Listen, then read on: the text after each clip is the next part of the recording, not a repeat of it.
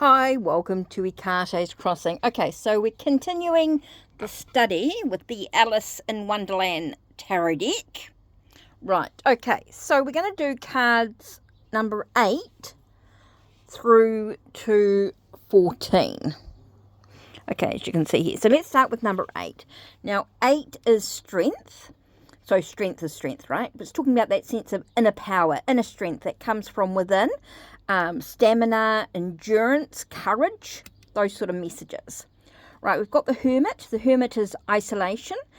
Can also be meditation, solitude, maybe being alone but not lonely.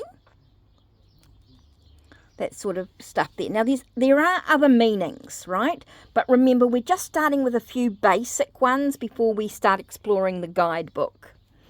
Okay, so next we've got the Wheel of Fortune. Now, Wheel of Fortune can be destiny or fate. So are we sort of taking action to get where we need to be, or are we just allowing things to happen to us? Maybe life's ups and downs, you know, being some challenges in life, but you'll get through it. It's good luck, good fortune. A lot of people, when they see the Wheel of Fortune, they think of good luck, good fortune. Okay, but remember there's life's ups and downs as well. You know, not everything's going to be perfect. Okay, we've got Justice. Now, that's self-explanatory with the legal stuff, but it's also about a sense of equilibrium or balance, if you like, you know. And also when you're thinking about legal things, there's consequences with actions. So when you take actions, there could be consequences.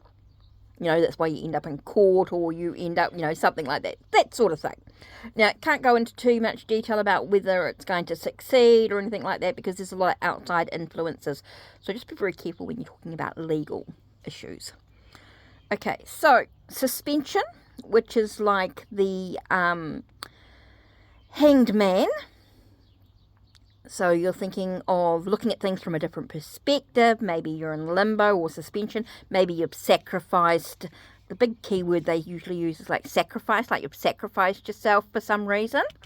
Just some words there. Right, next we've got the Death card. Now they've named it Transformation,